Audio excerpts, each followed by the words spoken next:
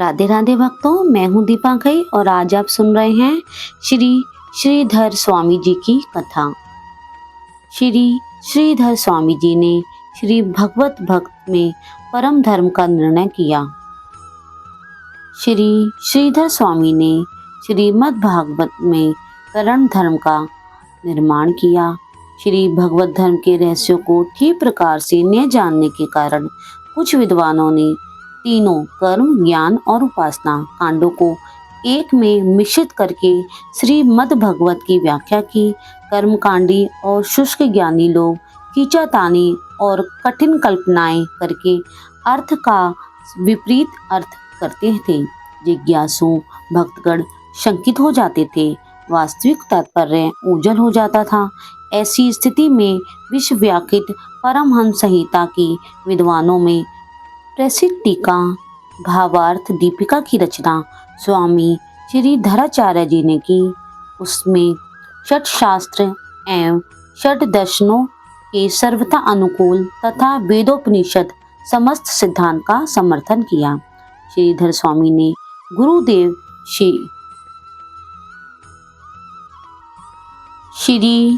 श्रीधर स्वामी जी के गुरुदेव श्री परमानंद सरस्वती पाद जी की कृपा से भगवान बिंदु माधव ने श्रीधर कृत टीका को अपने हस्त कमल से सुधार दिया, हस्ताक्षरित करके सर्वोत्तम सिद्ध किया।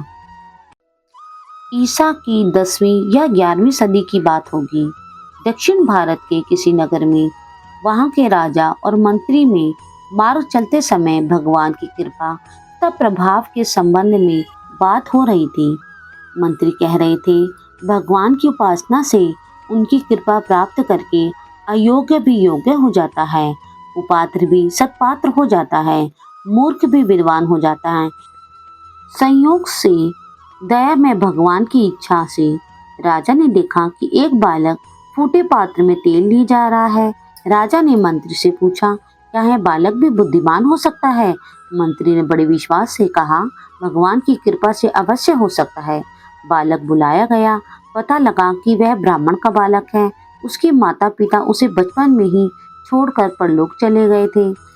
परीक्षा के लिए नरसिंह मंत्र की दीक्षा दिलाकर उसे आराधना में लगा दिया गया। बालक भी सब प्रकार से भगवान के भजन में लग गया। उस अनाथ बालक की भक्ति देखकर अनाथों के वे एकमात्र नाथ प्रकट हो गए। नरसिंह रूप के में दर्शन देकर भगवान ने बालक को वरदान दिया, तुम्हें वेद, वेदांत, दर्शन, शास्त्र आदि का संपूर्ण ज्ञान होगा और मेरी भक्ति तुम्हारे हृदय में निवास करेगी। बालक और कोई नहीं, वे हमारे चरित्र नायक श्रीधर स्वामी ही थे। अब इस बालक की विद्वता का क्या पूछना।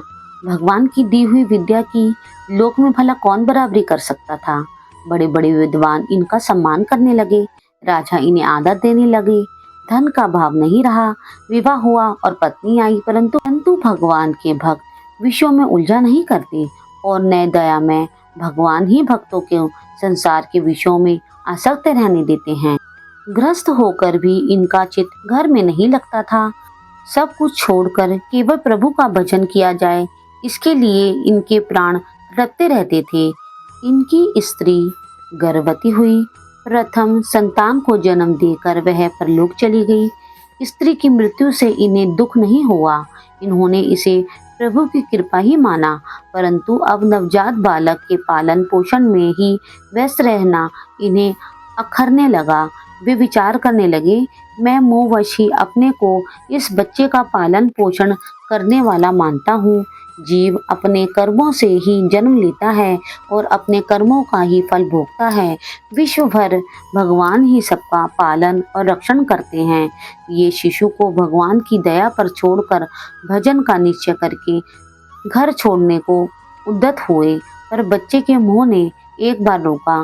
लीला में प्रभु की लीला से इनके सामने घर की छत से एक पक्षी का अंडा भूमि पर गिर पड़ा और फूट गया। अंडा पक चुका था। उससे लाल लाल बच्चा निकलकर अपना मुख हिलाने लगा। इनको ऐसा लगा कि इस बच्चे को भूख लगी है, यदि अभी कुछ न मिला तो यह मर जाएगा। उसी समय एक छोटा कीड़ा उड़कर फूटे अंडे के रस पर आ बैठा और उसमें चिपक गया। पक्षी के बच्चे ने उसे खा लिया। भगवान की यह लीला देखकर श्रीधर स्वामी के हृदय में बल आ गया। वे वहां से काशी चले गए। विश्वनाथपुरी में आकर वे भगवान के भजन में तल्लीन हो गए। श्रीधर स्वामी जी श्री बिंदु माधव जी के बड़े ही भक्त थे। काशी वास करते समय एक विद्यार्थी आपकी सेवा में रहा करता था। संयोग से उसका भी नाम माधव ही था। एक बार की बात है, आप बीमार पड़ गए। उस समय माधव आपकी सेवा में था। उसी बीच माधव के पिता भी बीमार पड़ गए और उसके घर से बुलाने के लिए आदमी आ गया। पर दुख कातर श्री स्वामी जी ने स्वयं अस्वस्थ रहते हुए भी माधव को उसके पिताजी की सेवा में आग्रह पूर्वक भेज दिया। माधव गुरु की आज्ञा मानकर चला गया। इधर स्वामी जी ज्वर की अधिकता से अचेतावस्था में हो गए।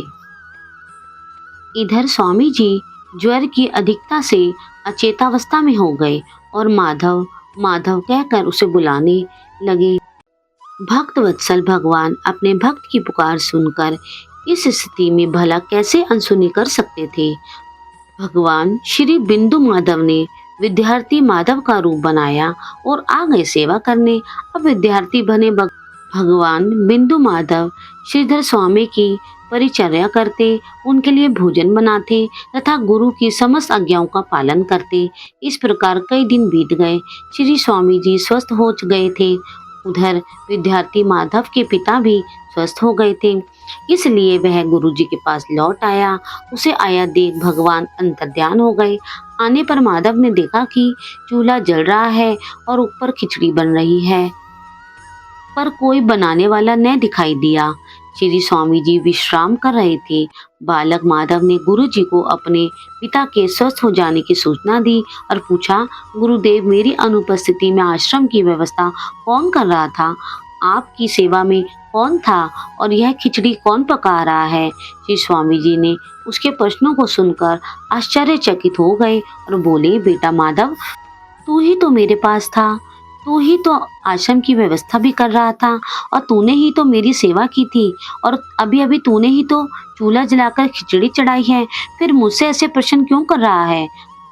माधव ने कहा, गुरुजी, मैं तो आपकी आज्ञा से ही अपने अस्वस्थ पिता की सेवा में गांव गया था, फिर मैंने कैसे आपकी सेवा की? आप श्रीधर स्वामी के समक्ष सारी बात स्पष्ट हो गई कि मेरे माधव माधव पुकारने पर आकर मेरी सेवा करने वाला स्वयं भक्त वत्सल भगवान बिंदु माधव जी ही थे। कुछ काल तक काशीवास करने के बाद आप श्रीधाम वृंदावन चले आए। इधर सन्यास की बात सुनकर आपके संग के बहुत से पंडित, विद्वान, विद्यार्थी तथा आपके गांव के लोग आपसे मिलने आए। बातचीत करते करते दोपहर का समय हो गया। श्री स्वामी जी इतने सारे लोगों के भोजन की चिंता करते हुए मध्याह्न कालीन स्नान के लिए श्री यमुना जी की ओर चले। इधर श्री भगवान श्याम सुंदर अपने धाम में अपने भक्तों की चिंता देख ग्वाल बालक का रूप धारण कर तथा बहुत से ग्वाल बालों को संग लेकर श्री स्वामी जी की कुटिया पर पधारे। प्रत्येक के सिर पर एक एक गठरी थी और सब में विभिन्न प्रकार के खाद्य सामग्री थी। आते ही उन्होंने लोगों से पूछा, श्री स्वामी जी कहाँ हैं? लोगों के यह बताने पर कि श्री यमुना जी स्नान करने गए हैं।